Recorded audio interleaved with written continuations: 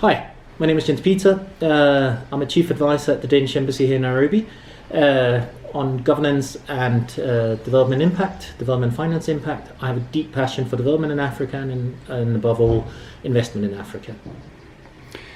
And Jens Peter, thank you for coming and sharing your experience. One thing I would like to hear is, so economic development in sub-Saharan Africa is lagging behind Asia and Latin America. Are there any explanations for that in your view? I think there are, even if I think we're in some ways much better place and certainly a much more interesting place than now than 5, 10, 15, 20 years ago, certainly much more than 20 and 30 years ago. But there are also still some very big constraints and challenges that is facing Africa and anyone that's interested in investment in Africa. For me, I think, let's start with the positives. I think Africa's come a long way. I grew up here 40 years ago, I should say, and I've worked in 7 or 8 countries across East and West and Southern Africa. So issues around identity, Africans feeling that they're actually an equal and important part of the world, issues around racism, to take a very negative one, and even colonialism, which certainly when I started my career 30 years ago mattered a lot, and the legacies thereof. It's still sometimes referenced, but I think by far the majority of Africans are born way after independence, and they see themselves as Kenyans, Nigerians, Ghanaians, Malawians, rather than anything else, and they are confidently happy with that.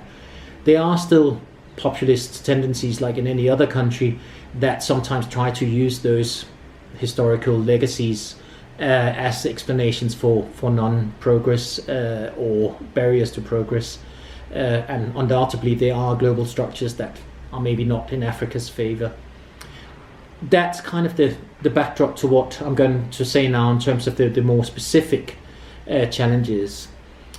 Coming to that, I think probably 3 or 4 highlights, if you wish. I still think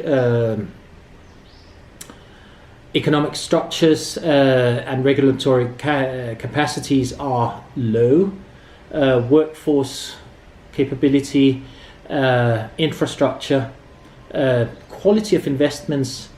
But actually, rather than talking about those, which we can go into as much detail as you or Michael would like, there's lots of evidence around, I'd rather say the institutional capacity, uncertainty. If I'm an investor even in Kenya or Ghana, which are probably 2 of the better places, I don't know. I mean, the risks are much higher, political risk, the regulatory quality, and even it's not about under-regulation, it's also about overlapping regulation.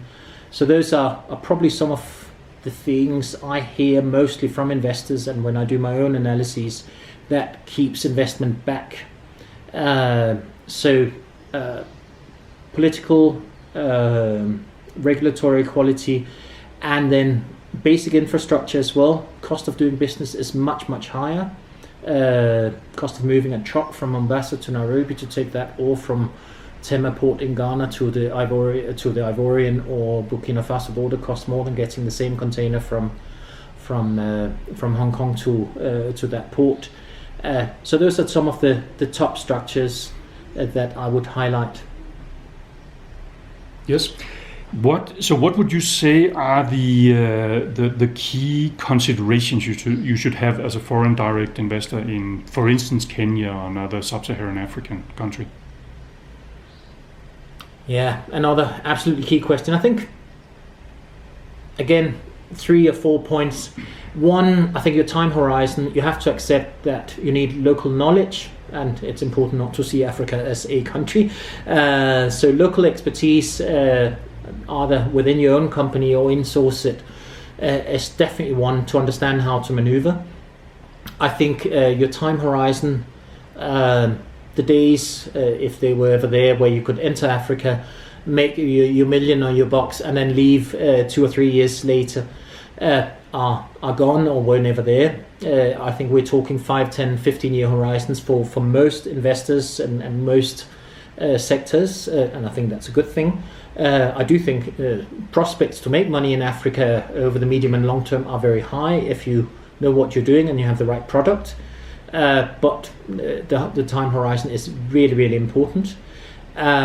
Managing risks would be a very, very high one, and I think I'm saying that because the risks are, I think, arguably different from most other places, certainly different to Asia and Europe and the US. Political risks are probably higher, or they are higher, I would say, even if when I watched yesterday the Eurasia Group's top 10 risk for 2020, there was no mention of Africa or any African risk factors. But when I say political risk, elections are much more disruptive here than anywhere else. The risks of capture by a politician or political dimensions is higher and something you need to be much more aware of. In most cases, they can be managed. Of course, if you have a product that's very time sensitive and sensitive to stuff that elections can disrupt, you need to be aware of that. Wider political risks that goes under political capture. Of course, it's important to have a network. I would say deals based with politicians are really good investments and more for, sorry to say so, wheeler dealers. So I'm not speaking to that audience, frankly. I think for normal sound investors, it's important to manage the politics, as I said, and know how to work around it and understand the impact on the regulation that affects you. If you're a big investor, I would engage a lot with lobby organizations that work with the regulatory frameworks. So that's a second layer. My third layer would be, on balance, in most cases, you would have to engage more with the communities and in some cases the public than you would otherwise. Even if you're fully compliant in terms of regulation, the risks of misunderstandings with local communities are higher. Again, especially if you're a public-facing or private sector, consumer-based company, so that would have to be based more. Wider risks, understand that, and goes under regulatory, but I want to highlight it. Infrastructure is worse. Uncertainties, let's say, if you're importing stuff through a port for your supply chains, but also for exports, of course, are higher, so you need to understand those much, much better. The upside is you have a market that's growing even in a bad year by 3% and in most cases by 4 or 5%, and that is seemingly generic, so you can expect those growth rates for the duration of your investment and beyond. Based a little bit on that, how do you see that you could practically use scenario analysis to work with these risks?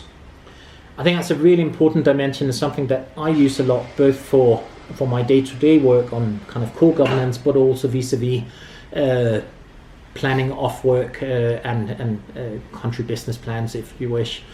I do think is that this area has major potential. It's important not just to have a high, medium, low risk set of scenarios, but really drill down and find what are the 4 or 5 most likely scenarios. If that covers 80 or 90% of the scenarios, and you then within each scenario, and especially the kind of lower ends of the risk scenarios, the positive ones are normally self-managed, but to understand what are the real risks and how can we mitigate those, and especially in the kind of low scenarios, let's say an election where for whatever reason you are either sensitive to 3 or 4 months of disruption or low demand or affecting your supply chains, how can you prepare for that either pre-event or during event, or in the kind of worst case scenarios, how early could you see that worst case scenario is about to play out so you can cut your losses early on to take this super negative scenario.